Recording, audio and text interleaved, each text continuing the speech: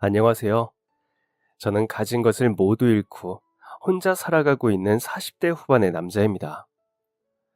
가진 것을 모두 잃었다는 것은 가족을 잃었다는 의미입니다. 저는 원래 잘 나가던 사장님이었습니다. 금고에 돈을 쌓아두고 숨겨진 땅이 몇만 평이 넘는 정도의 부자도 아닌데 스스로를 잘 나갔다 표현하다니 우습죠. 네, 그때의 저는 참 한심한 놈이었습니다. 겸손할 줄을 모르고 대단한 성공을 거머쥔 것인 양 으스대며 살았었어요. 제가 가진 재산은 그때 집 한 채와 차 한 대, 그리고 운영하던 회사 하나가 전부였습니다. 회사가 안 돌아가면 집도 차도 다 포기해야 하는 부자가 되고 싶은 그저 그런 사장이었어요. 그때 당시 제 회사가 아주 조금 잘 되고 있기는 했었습니다. 그때 착실하게 회사 일에만 몰두하며 진심을 다했더라면 지금 제 모습은 어떻게 달라졌을지 모르겠네요. 하지만 그때의 저는 이제 좀 잘 풀린다 싶으니 기고만장해서 아내의 만류에도 불구하고 큰 사고를 치게 됩니다. 더 사업을 크게 해주겠다는 주변의 달콤한 유혹을 냉정하게 바라보지 못해 일어난 사고였어요. 잘 익은 사과인 줄 알았던 겉모습에 속아 지독한 독사과를 베어물게 된 저는 멀쩡하던 회사를 스스로의 손으로 무너지게 만들고 말았습니다. 한순간의 잘못된 판단으로 한때 청춘을 다 바쳐 일구어낸 회사가 망하게 되고 지푸라기라도 잡겠다는 심정으로 여기저기 돈을 빌리며 사채까지 알아보다가 아내와 딸마저 잃게 되었습니다. 여전히 정신을 못 차리고 집까지 날려먹을 기세인 저와 도저히 한 집에 살 수가 없다는 것이 아내의 뜻이었어요. 희훈이 정말 아빠 안 보고 살 수 있어? 딸아이에게 그 질문을 하면서도 그게 얼마나 못난 질문인지를 모르고 있었다가 돌아오는 딸의 대답에 그제야 정신이 들더군요. 아빠 정신 차릴 수 있어? 난 아빠 못 믿겠어. 우리 집을 아빠가 다 망쳤잖아. 아내가 저를 말리고 제가 뿌리치는 모습을 수십 번도 더 지켜봤을 딸아이의 말은 제 가슴에 비수가 되어 날아와 꽂혔습니다.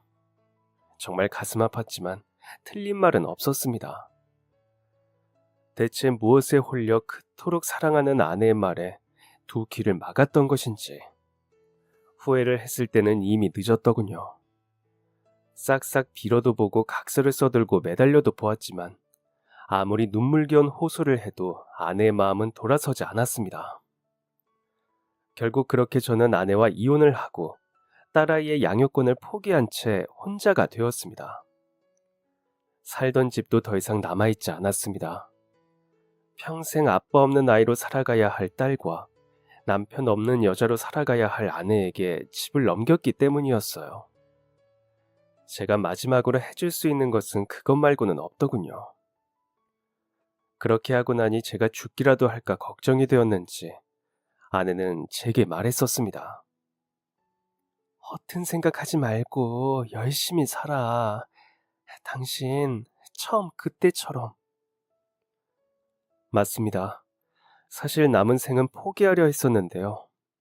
아내의 그 말 때문에 쉽사리 눈을 감지도 못하겠더라고요. 그렇게 저는 억지로 살아가자는 마음으로 막노동을 다니며 하루 벌어 하루를 먹고 사는 사람이 되었습니다. 집도 구하기 어려워서 인적이 드물고 집값이 싼 동네에 살게 되었어요. 일을 하러 나가려면 인력사무소까지 버스를 타고 1시간이 넘는 거리를 가야 했습니다. 한 칸짜리 방에서 외로움과 싸워가며 제 스스로에게 내리는 벌을 매일 받아야 했던 인생이었어요. 그리고 그러던 어느 한 겨울날의 일입니다. 저녁 늦게 일을 끝내고 너무 피곤한 나머지 버스에서 졸다가 깜짝 놀라 깨는데 종점까지 가게 되었어요. 동네가 후져 버스는 이미 이른 시간에 끊긴 상황이었고 택시를 타고 돌아가기엔 너무 비싸고 춥지만 정류장 바로 뒤에 있던 빈 건물로 들어가 몸을 녹이며 아침 버스가 다닐 때까지 기다려야 했습니다. 그렇게 시간이 흐르고 마침내 아침이 되어 기다리던 첫 차를 타려고 하던 그때였어요. 정류장 쪽으로 누군가 걸어오고 있더라고요. 온몸을 덜덜 떨며 걸어오는 모습에 놀라 자세히 보니 연세가 지긋하신 한 노인이었습니다. 몸이 편찮으신 건지 걷는 걸음걸이나 행동이 부자연스러웠어요. 심상치 않은 기운에 망설임 없이 기다리던 첫 차를 그냥 보내고 그 어르신에게로 다가갔습니다. 그런데 가까이 다가가서 보니 그 할아버지께서는 앞이 보이지 않는 듯 했습니다. 앞도 보이지 않고 병세까지 짙은 어르신께서 대체 이 시간에 왜 그곳까지 걸어 나오신 건지 걱정이 됐어요. 뼛속까지 시리는 극심한 한파가 몰아치는 그 새벽에 두꺼운 점퍼 하나 없이 얇은 겉옷에 의지한 채 덜덜 떨고 있는 그 모습을 본다면 그 누구라도 그 모습을 차마 모른 척할 수가 없었을 것입니다. 저는 입고 있던 점퍼를 벗어 어르신의 어깨에 서둘러 걸쳐드리며 여쭈었어요. 할아버지, 어디 가시는 길이세요? 날씨가 많이 추운데 이 시간에 여기까지 왜 나오셨어요? 아직 다니는 차도 몇 대 없는데 제가 도와드릴까요? 할아버지께서는 제 말에 고개를 끄덕이셨습니다. 어깨에 걸쳐드린 점퍼에는 팔을 넣기도 힘드신 건지 연신 숨을 고르셨어요. 저는 그러다 어르신께서 행여나 힘이 빠지기라도 할까 얼른 옷을 입혀드리고 지퍼까지 올려드렸습니다. 그랬더니 지퍼를 올려드리고 떨어지는 제 손을 그 어르신께서 붙잡아 오시더군요. 찬바람에 얼마나 계셨던 건지 사람 손이라고 할 수 없을 정도의 얼음장 같은 냉기가 느껴졌습니다.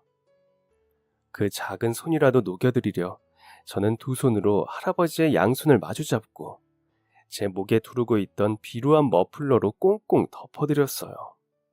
그랬더니 어르신께서 말씀하셨습니다. 고맙소 젊은이. 내가 죽기 전에 꼭 갈 곳이 있어서. 한겨울 찬바람 소리에 먹먹한 귓구멍을 비집고 할아버지의 덜덜 떨리는 작은 목소리가 들려왔습니다. 저는 행여나 그 목소리에 한 톨이라도 놓칠세라 그 어르신의 얼굴 앞에 제 귀를 바짝 가져다 대고 하시는 말씀에 귀를 기울였어요. 그렇게 나란히 앉은 빈 버스 정류장. 입고 있던 점퍼도 목에 두르고 있던 머플러도 모조리 할아버지께 양보해드리느라 제 몸이 덜덜 떨린다는 걸 아시는지 할아버지께서는 저를 거의 끌어안다시피 하시고 연신 고맙다고 말씀하셨습니다. 그리고는 찢어지는 한파보다 더 춥고 가슴 시린 사연을 늘어놓으셨어요. 내가 곧 저 세상으로 가지 싶어. 지겨운 세상 언제까지 살다가나 했는데 막상 죽을 때가 다가오니 내 몸은 내가 제일 잘한다고 이제 다 끝났겠구나 하는 생각이 들어. 집사람 먼저 보내고 나도 따라갈 날만 기다렸는데 막상 갈 날이 다가오면 후련할 줄만 알았더니 그게 아니네 그려. 죽기 전에 내가 꼭 해야 할 일이 있더라고. 할아버지의 아내분께서는 3년 전에 세상을 떠나셨다고 했습니다. 할아버지는 그때를 아들이 죽은 지 7년째 되던 해라고 표현하셨어요. 할머니마저 돌아가시고 나니 할아버지는 할 수 있는 게 없으셨다고 합니다. 앞을 보지 못해서 그런 게 아니라 다 잃었다는 생각에 괴로워서였다고 하셨어요. 허탈감과 우울감은 날이 갈수록 심해졌고 희망이 보이지를 않았다고요. 원래도 내 눈앞은 캄캄했지만 진짜 그때는 이런 게 눈앞이 캄캄해진다는 거구나 싶더라니까. 진짜 눈앞이 시커멓게 되는 게 아니고 마음이 새까맣게 타들어가는 것이더라고. 몇 달을 그렇게 반송장처럼 지냈어. 아내가 없으니 집이 넓어져서 그런가 조금만 걸어도 여기저기 부딪히고 넘어져 이 몸이 남아나질 않았어. 내 자신이 어찌나 한심하고 싫던지. 혼자서는 아무것도 할 수 없다는 생각은 할아버지를 더 극심한 우울증으로 밀어넣었던 것 같습니다. 자기 자신을 한심하다 여기는 것과 무언가 뜻대로 되지 않는 것은 큰 스트레스가 되었을 테니까요. 그렇게 극심한 우울과 스트레스에 시달리던 할아버지께서는 어느 날부터 문득 다리가 고장나기 시작하셨다고 했습니다. 걷는 게 내 마음대로 안 되더라고. 자꾸 몸이 넘어가. 팔다리에 힘도 들어가지를 않고. 아유, 내가 너무 송장처럼 지내서 그런가 싶어서 미친놈처럼 엉엉 울다 119에 신고를 했어. 살아보겠다고. 내가 내 손으로 신고를 했어. 그렇게 병원에 실려가 검사를 받았더니 파킨슨병이라고 하더라고. 그게 뭔지도 몰랐어. 의사한테 저 그럼 죽습니까? 하고 물으니 죽는 건 또 아니라네. 아이고, 차라리 죽는 거였으면 참 좋았을 텐데. 앞도 안 보이는데 잘 걷지도 못하는 병까지 얻은 게 어찌나 끔찍하던지. 스스로를 끔찍했다 표현하시는 할아버지의 미간엔 긴 주름이 잡혔습니다. 한겨울인데도 할아버지의 이마엔 땀방울이 맺혔고 저는 없는 손수건 대신 투박한 손으로 그 땀방울을 닦아드려야 했어요. 할아버지께서는 잠시 고맙다는 인사를 하시고는 다시 이야기를 이어가셨습니다. 그럼에도 꾸역꾸역 하루하루를 살아가셨다고 말이에요. 그런데 겨울이 되자 어김없이 감기에 걸리게 되셨다고 하시더군요. 꾸역꾸역 사는 인간한테도 기어이 감기 그놈이 들러붙더구만. 감기에 걸렸구나 싶기에 찬장을 열고 유자청을 꺼냈어. 그게 우리 집사람이 만들어 놓았던 건데 나한테는 특효약이라네. 나 아플 때 우리 집사람이 그걸 뜨거운 물에 녹여다 주면 그걸 먹고 내가 감기를 다 쫓아버렸었거든. 그래서 그걸 아껴 먹고 있었지. 감기엔 그게 직방이니까 말이세. 할머니께서 남기고 간 애정의 증표였던 유자청을 할아버지께서는 3년 동안 아끼고 아껴가며 자신만의 감기약으로 챙겨 드셨다고 했습니다. 그리고 그 해에도 마찬가지로 유자청에 의지하며 감기가 나을 거라고 생각하셨던 모양입니다. 전혀 나쁘다 생각하지 않았습니다. 저부터도 작은 감기엔 곧이어 병원을 찾지 않으니까 말이에요. 하지만 할아버지께 그 감기는 보통 감기가 아니었나 봅니다. 평소와는 달리 좀처럼 떨어지지 않는 감기 기운에 결국 2주나 앓다 병원을 찾으셨다는 할아버지. 그리고 어렵게 찾은 병원에서는 할아버지께 폐렴과 폐혈증 진단을 내렸다고 합니다.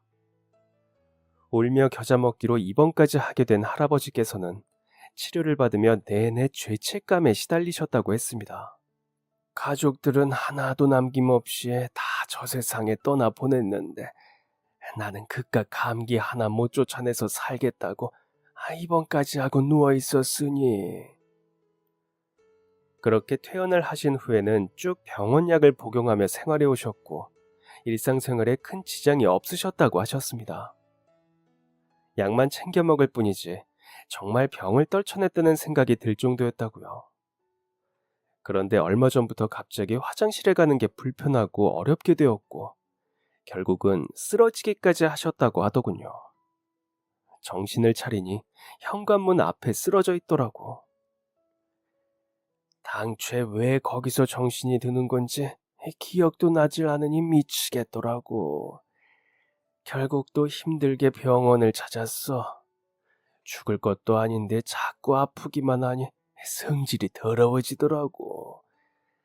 죄 없는 의사 양반한테 성질을 잔뜩 부리고 집에 왔는데 글쎄 그 후로 정신이 오락가락했어. 이제 그 의사가 그때 나한테 뭐라고 했었는지 기억이 안 나. 내가 어떻게 살았는지도 기억이 안 나. 아휴, 이제 곧 끝날 것 같구만 그래. 병을 안고도 살아야만 한다고 죽을 수 없어 괴로웠다던 할아버지께서는 최근 들어 지병이 악화됨을 느끼셨다고 했습니다. 그렇게 가실 날이 머지 않았음을 느꼈고 미련 없이 떠날 수 있다고 생각했는데 뒤늦게 마음에 걸리는 것이 있으셨답니다. 혼자가 된 이후부터는 찾아뵙지 못했던 돌아가신 부모님을 뵙고 싶으셨던 것. 그런 마음에 앞도 보이질 않는데 온갖 기억과 촉각을 곤두세워 부모님 묘지에 성묘를 드리러 가고 싶어서 길을 나섰다가 길을 잃으셨던 것이었습니다. 살아생전 해드린 것도 없이 속만 썩이던 아들로 이제 어머니 아버지 계신 곳으로 가겠다고 인사라도 드리고 싶어서. 그런데 아무래도 내 욕심이 과했던 모양이야. 까막 눈으로 어디를 혼자 가겠다고. 아휴, 수십 년을 가던 길인데도 집사람이 곁에 없으니 바보가 따로 없어. 할아버지의 그 애처로운 사실에 저는 결국 경찰에 연락해 도움을 부탁드렸습니다. 너무나도 외로운 길 위에 서 계시는 그 할아버지를 꼭 도와드리고 싶었거든요. 할아버지의 기억 속 그 묘지는 저조차도 찾아가기 힘든 곳에 위치해 있었습니다. 그간 아내의 눈과 다리에 의지하며 찾던 그곳에 혼자의 힘으로는 갈 수 없다는 것을 깨달은 할아버지의 심정이 어떠하실지. 두 눈 멀쩡히 뜨고 사는 저는 감히 상상도 할 수 없는 아픔이었습니다. 그렇게 저는 경찰의 도움을 받아 할아버지의 성묘길을 수소문에 알아내어 성묘길을 도울 수 있었어요. 가는 길 내내 할아버지께서는 곁에 있을 때 잘해주지 못했던 것들에 대한 후회를 내뱉으셨습니다. 부모님께 잘해드리지 못했던 것, 아들에게, 아내에게 잘해주지 못했던 것들을 말이에요. 의외로 아주 사소한 것들이 마음속 깊이 남아 할아버지를 힘들게 했다고 하셨어요. 그런 말씀을 하시는 할아버지께 가장 좋은 위로가 되어드리는 방법은 무엇일까 생각했습니다. 아주 깊고 자세한 이야기는 아니었지만 저는 그 할아버지께 제가 살아온 보잘것없이 초라하고 한심한 이야기를 들려드렸습니다. 가족들에게 최선을 다하지 못했던 것을 자꾸만 자책을 하시는 할아버지께 이런 저도 뻔뻔하게 살아가고 있다고 말입니다. 그러자 할아버지께서는 힘든 이야기를 하느라 허벅지 위로 아무렇게나 주먹 쥐어진 제 손을 가져다 잡아주셨습니다. 아이고, 이 참 힘들고 외롭겠구려. 아파도 아프다 말할 곳 없이, 슬퍼도 슬프다 말할 곳 없이, 혼자서 세상과 싸우느라 이 젊은 사람이 이리도 손이 거칠고 투박한 거였어. 고생 많았네. 신이 있다면 언젠가 자네를 보살필 거야. 틀림없이 이토록 고생한 자네를 꼭 알아봐 줄 거야. 그 힘든 일을 다 겪고도 여태 건강하게 그리고 이토록 마음씨 따뜻하게 살아내고 있어서 참 멋있어. 이겨낼 수 있어. 오늘 내가 마침내 성묘길에 오를 수 있게 된 것처럼 자네도 이겨내고 마침내 해낼 수 있을 거야. 할아버지의 말씀에 눈물이 꾸역꾸역 올라오는 것을 참아내느라 힘들었습니다. 버스에서의 시간이 큰 위로가 되면서도 울음을 참는 것이 힘들어 곤욕이 되기도 했어요. 앞이 보이지 않는다고 해서 저를 모르실 거라는 생각은 저의 편견이었습니다. 두 눈으로 저를 뻔히 보고도 알지 못하는 사람보다 훨씬 많은 것을 보시고 이해와 격려를 하실 줄 아는 분이었거든요. 그렇게 저희는 버스에서 내내 대화를 나누었습니다. 저희는 두 눈으로 서로를 마주보고 있지는 못했지만 마음과 마음으로 마주봤던 것 같아요. 그 따뜻함이 실로 오랜만이라 이기적인 마음에 버스가 도착하지 않기를 잠깐 바라기도 했습니다. 하지만 버스는 곧 목적지에 도착을 했고 저는 할아버지를 모시고 처음 가보는 낯선 성묘길에 올랐습니다. 그리고 알려주신 묘지 앞에 섰어요. 도착했다고 말씀을 드리니 할아버지께서는 주섬주섬 챙겨오신 보따리를 풀어내셨습니다. 할아버지께서 챙겨온 작은 보따리에는 사과 한 알과 찐 옥수수, 그리고 마른 오징어가 들어있었습니다. 어머니, 아버지, 아들 왔어요. 어머니 좋아하시던 옥수수하고 아버지 좋아하시던 오징어 가져왔어. 지극히 사적인 이야기들을 묘지 앞에서 늘어놓는 어르신을 보고 서 있는 것이 어쩐지 괴로웠습니다. 어쩌면 저의 가까운 미래를 보는 것도 같았거든요.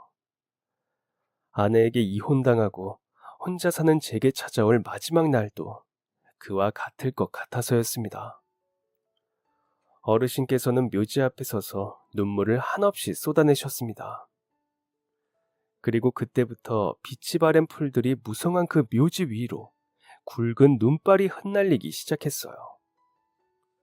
저희 두 사람의 머리 위에는 흰눈이 펑펑 쏟아졌고 어르신의 두 눈에는 눈물이 펑펑 쏟아졌습니다. 추운 것도 모른 채 어르신과 저는 한참 동안 그 묘지 앞에 서 있었습니다. 제가 둘러준 머플러를 하고 무덤 앞에 서서 아이처럼 눈물을 쏟아내는 그 낯선 노인에게 제가 해줄 수 있는 건 그저 곁에서 묵묵히 기다려주는 것뿐이었습니다. 한참 눈물을 쏟아내던 어르신께서는 코끝이 벌겋게 물들도록 오랫동안 자리를 지키다 작별 인사를 하셨습니다. 이렇게 뵀으니 내가 정말 죽어도 여한이 없어. 고마워. 정말 고마워. 앞이 보이지 않는 할아버지께서는 제가 있는 쪽으로 손을 뻗어 휘저으셨습니다. 제게 닿으려는 듯 저를 만지려는 듯 했어요. 저는 그 소나기가 있는 곳으로 제 어깨를 일부러 가져다 댔습니다. 그랬더니 역시나 할아버지께서 제 어깨를 쓰다듬어 오시더군요. 그리고는 그 손이 목을 더듬거리고 턱, 코, 이마를 지나 머리 꼭대기에 닿았습니다. 그렇게 한참 동안 저를 더듬거리던 어르신께서는 살며시 미소를 지으며 말씀하셨습니다. 생각보다 키가 참 크구먼. 누구를 닮아 이리 키가 큰가? 어머니? 아버지? 아휴, 저 세상 간 우리 아들놈도 자네 나이쯤엔 그런 키를 하고 그런 목소리를 했으려나? 우리 집사람을 닮게 나이가 들었으면 목소리가 자네처럼 고울 것이고, 아유, 이 날 닮았으면 어땠으려나 모르겠네. 아무튼 앞도 보이지 않고 집만 드는 노인네 마지막 소원을 들어줘서 정말 고마워. 자네 아니었으면 눈 감는 그날까지, 그리고 그 후에도 영영 미련과 후회로 남았을 거야. 모르는 노인네 수발 들어가며 따라와 주기가 이 보통 힘든 일이 아니었을 텐데 복 받을 거요, 그맘때쯤엔 제 눈에서 소리 없는 눈물이 흐르고 있었습니다. 안쓰럽고 애처로운, 자꾸 가여운 마음이 드는 할아버지의 모습을 지켜보면서도 결코 눈물만은 흘리지 않으려 이를 앙다물었던 저였어요. 하지만 복 받을 거라는 그 말이 기가 막히게 황홀해서 눈물을 참을 수가 없었습니다. 혹시나 조금이라도 헐쩍이는 소리를 내었다가는 어르신께 꼼짝없이 들키고 말 것 같아서, 들키게 되면 괜히 어르신 속이 더 상하실 것 같아서 소리를 내지 않으려 애꿎은 입술만 물어뜯었어요. 복 받을 거라는 말, 참 희망찬 말입니다. 제 스스로 저 자신을 위해서 한 번도 생각해 본 적이 없었던 말이었거든요. 매해 1월 1일마다 을에 사람들과 주고받는 새해 복 많이 받으세요 하는 소리도 이미 저와는 단절된 지 오래였으니까요.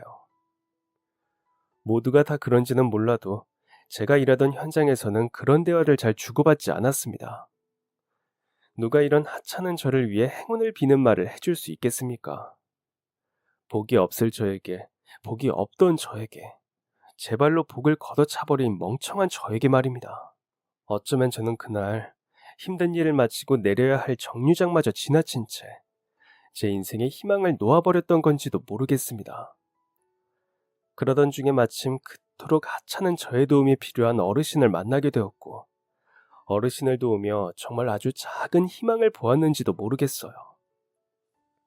제가 영 쓸모없는 존재가 아니라는 생각이, 저라는 존재가 어느 누군가를 도울 수 있는 사람이기도 하다는 것이 저를 눈물 짓게 한 것입니다.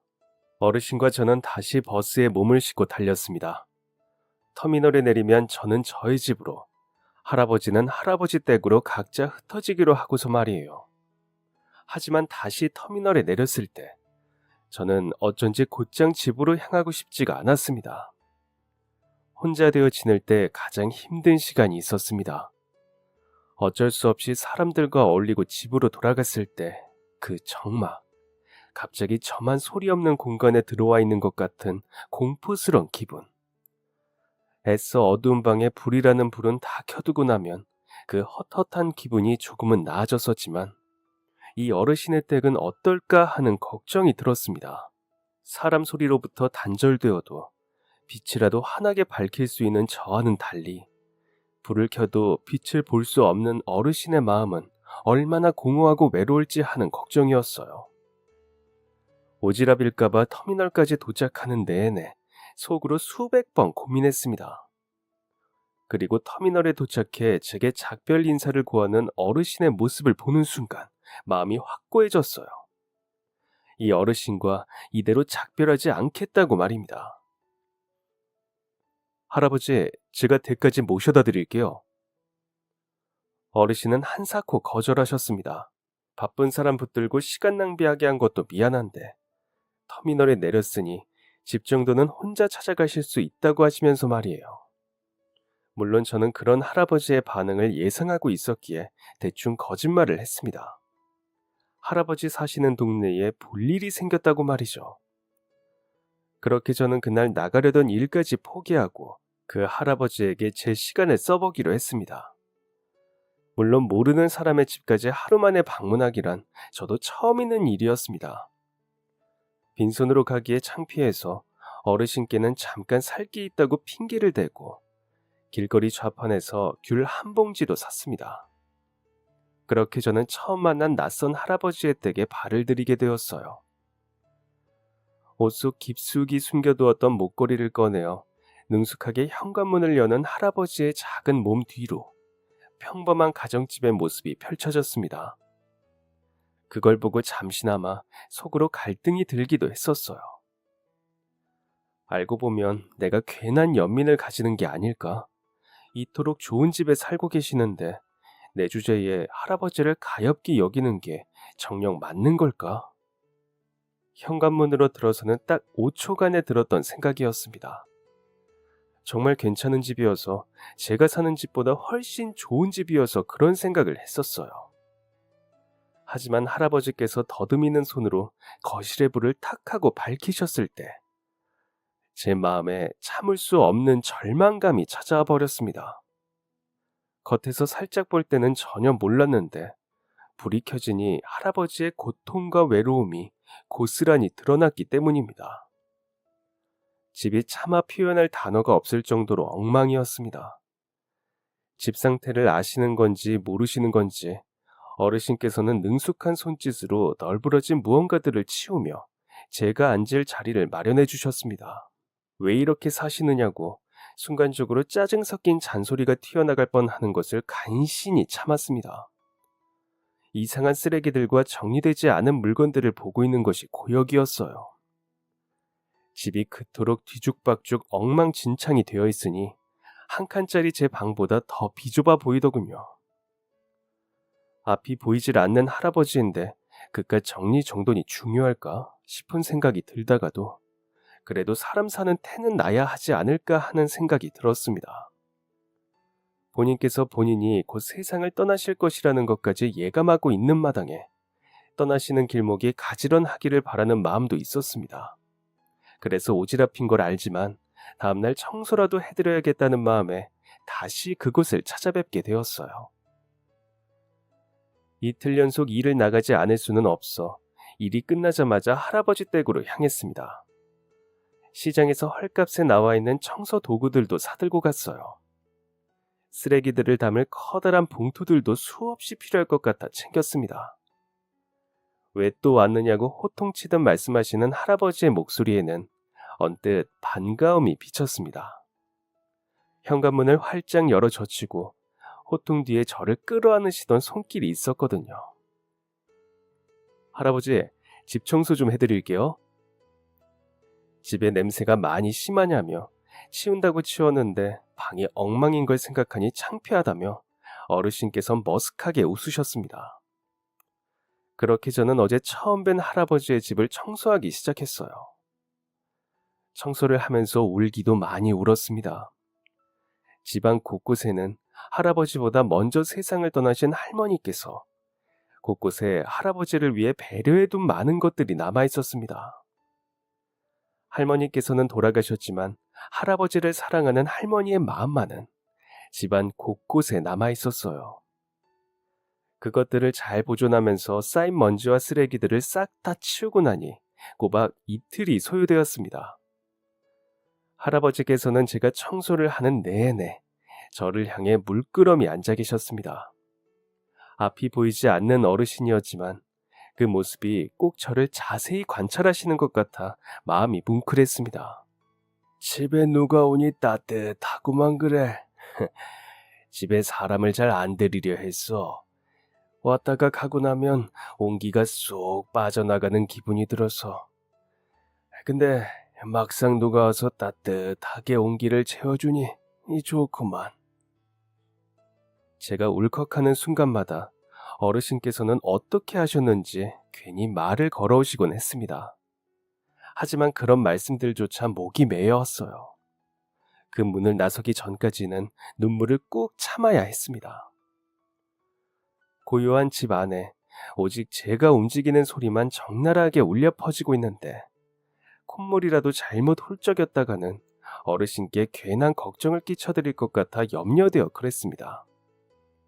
쓰레기를 치우러 문을 나서고 나서야 저는 양손에 쓰레기 봉투를 들고 눈물을 닦아낼 수 있었습니다.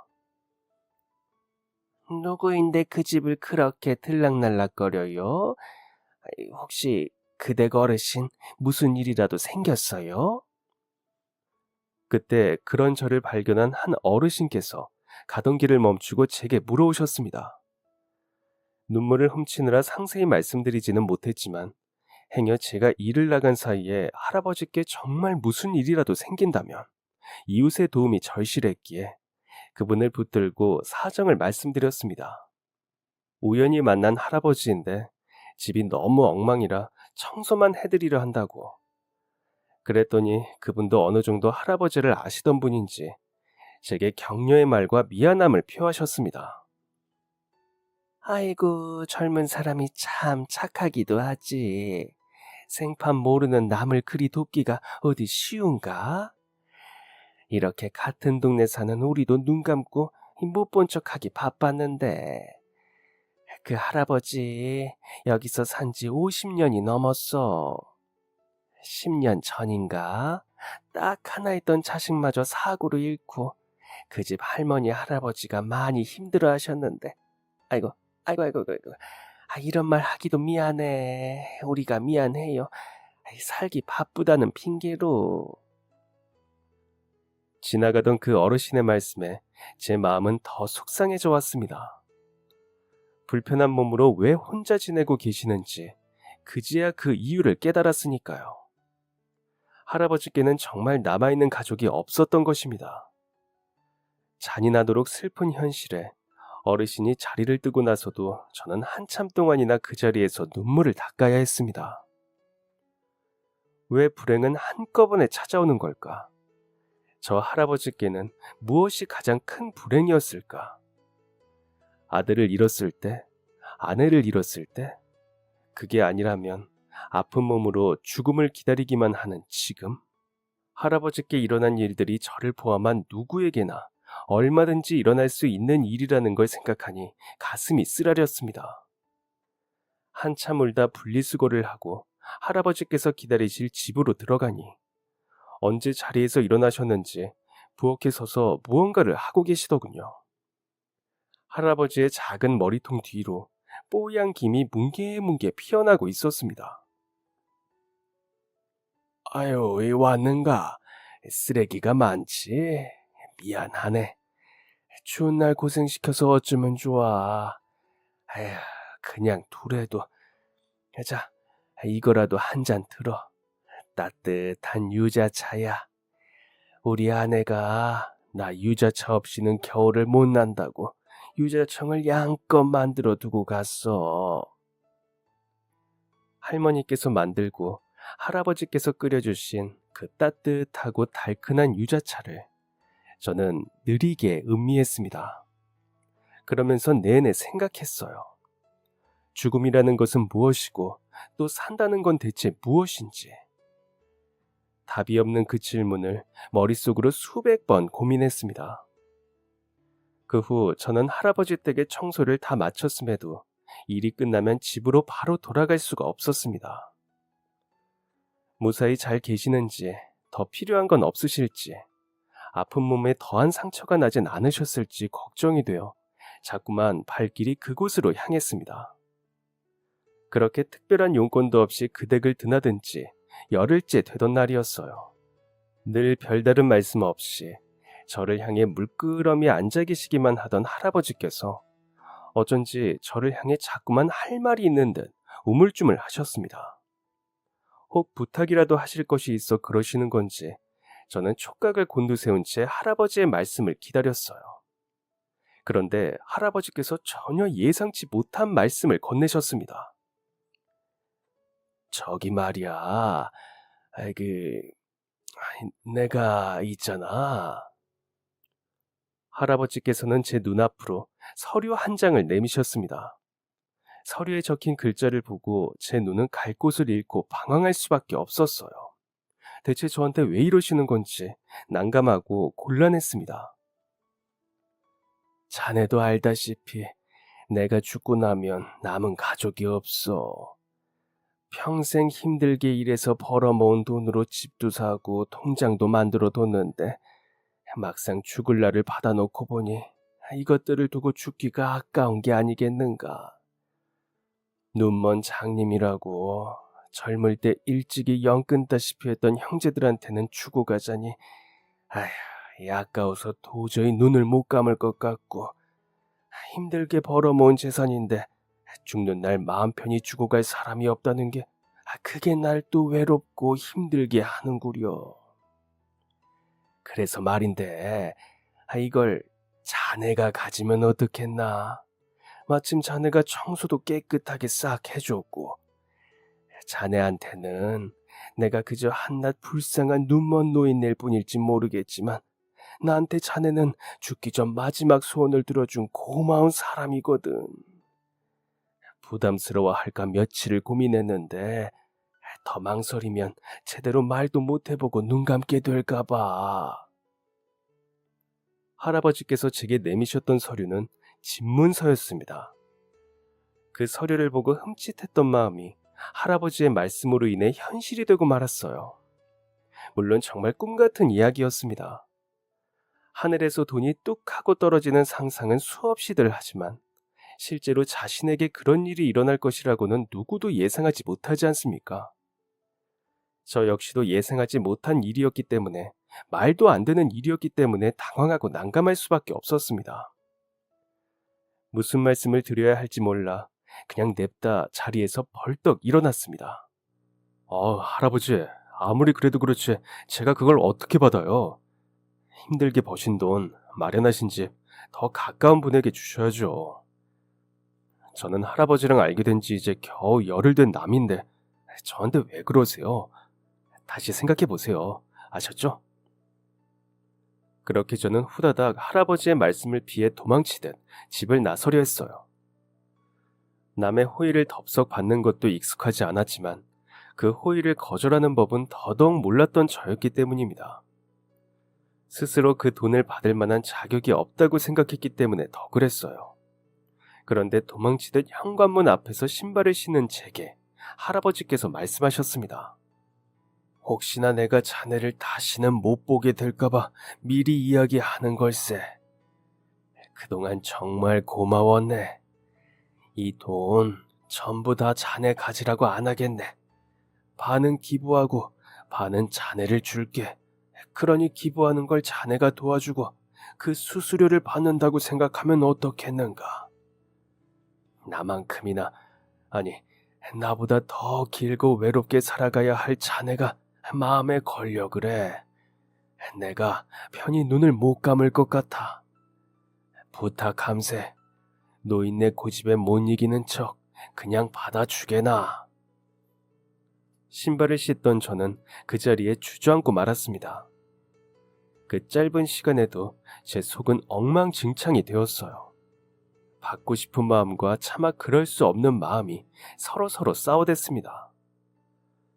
결국 저는 절반의 재산을 기부하시는 것부터 먼저 돕기로 마음먹었습니다. 그 돈은 할아버지의 아드님께서 수술을 받으셨던 병원에 기부되었어요. 돈이 없어 제대로 된 치료를 받지 못하는 아이들을 위해 쓰고 싶다는 할아버지의 뜻이 있었거든요. 그리고 제게는 정말 그 절반이 주어졌습니다. 어디서 알아보시고 모셔온 것인지 아예 변호사를 대동하고 저를 기다리고 계셨거든요. 그렇게 갖고 계시던 통장의 절반을 제게 떼어주시고 살고 계시던 아파트가 제 명의가 되는 동안에도 저는 그 모든 것이 꿈인 것 같아서 자꾸만 깨어나고 싶었습니다. 무서웠어요. 일사천리로 일을 처리하시는 할아버지의 모습이 정말이지 곧 세상을 떠날 준비를 하시는 것 같아서. 한 달도 채 되지 않은 기간이었지만 할아버지와 함께하며 저도 외로움을 잊어갔는데 보내드릴 생각을 하니 외롭고 서글펐습니다. 그러면서도 곧 떠날 생각에 어디 여행이라도 떠나는 사람처럼 미소를 지으시는 할아버지를 보고 있으면 조바심이 들었습니다. 꼭 다시 사랑하는 가족들을 만날 수 있어야 할 텐데 하는 생각에 말이에요. 그리고 그러던 어느 날의 일입니다. 평소처럼 할아버지 댁에 가고 있는데 할아버지 댁 앞에서 서성이던 이웃집 어르신께서 저를 보며 버럭 화를 내시더군요. 아유, 왜 이제 왔어? 제가 평소보다 늦은 탓에 저를 마중 나가겠다고 나오셨다가 몇 발자국 걷지 못하시고 지쳐 계시는 걸 이웃집 어르신이 발견하신 것이었습니다. 몸이 냉골이 되어 있어 급하게 자기 집에 모시고 따뜻한 온돌에 쉬고 계신다며 얼른 들어가자 하시는 그분을 따라 할아버지께 향했어요. 제 목소리를 들은 할아버지는 급하게 자리에서 몸을 일으키셨습니다. 이웃집 어르신께 연신 감사하다 인사를 드리고 그대로 병원을 모시고 가려 했습니다. 그런데 할아버지께서 너무 고집을 피우시는 겁니다. 아유, 싫다고 안 간다고. 싫다는데 왜 자꾸만 날 그 냄새나는 병원에 데려가려 하는 거야. 병원에서 죽기 싫어. 나 좀 그냥 집에 데려다 줘. 절규하는 것만 같은 그 목소리에 어찌나 놀랐는지 가지 않으시겠다고 고집을 피우시는 할아버지와 억지로 실랑이 하며 찬바람에 노출되는 것보다 우선 댁으로 모시는 것이 더 안전하겠다는 생각이 들 정도였어요. 물론 처음 보는 할아버지의 모습에 당황한 것도 컸습니다. 그렇게 다시 돌아온 할아버지 댁, 자꾸만 기침을 멈추지 못하는 어르신을 겨우 이부자리에 눕혀드리고 따뜻한 유자차를 데우고 있었습니다. 갑자기 등 뒤로 찢어지는 기침 소리가 들려 후다닥 방문을 열고 들어가니 좀 전과는 다르게 힘이 잔뜩 빠진 채 체념한 할아버지의 모습이 보였습니다. 할아버지! 정말 이상한 모습이었어요. 어쩔 줄을 몰라 손이 덜덜 떨려왔습니다. 그런 제게 할아버지께서는 잘 나오지 않는 힘이 잔뜩 빠진 목소리로 말씀하셨습니다. 마지막까지 정말 고맙네.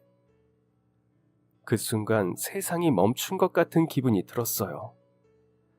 거짓말처럼 고운히 잠든 할아버지의 얼굴에는 평온함이 깃들었습니다. 그때 제 기분은 이루 말할 수 없습니다. 사실 아직까지도 어떻게 표현해야 할지 모르겠는 그런 기분입니다. 슬퍼해야 하는 건지 축복해야 하는 건지 어려운 감정이었거든요.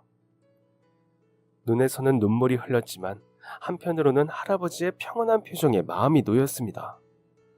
마지막 순간을 함께할 수 있어서 참으로 감사했습니다.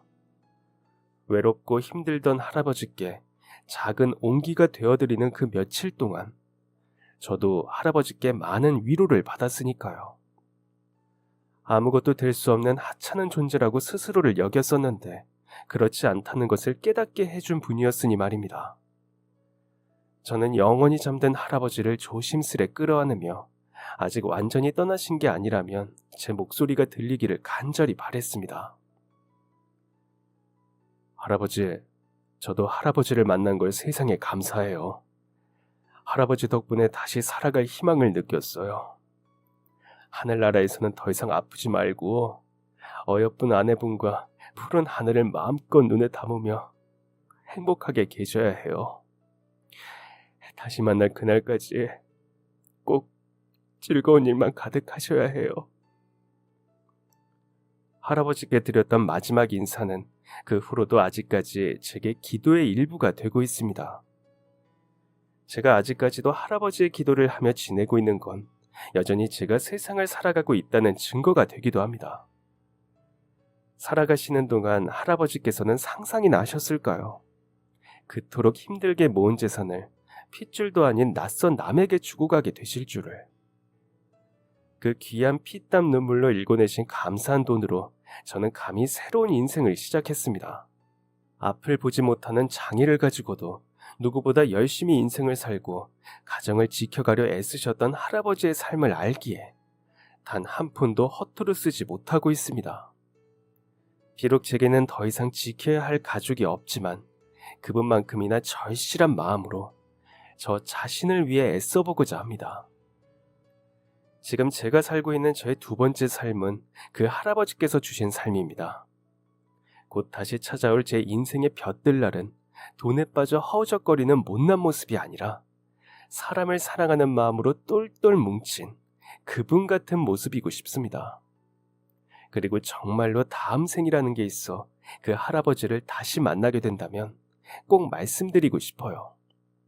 할아버지, 제게 복 받으실 거라고 하셨죠? 그 말씀이 씨가 되었어요. 할아버지께서 제게는 복이었나 봅니다.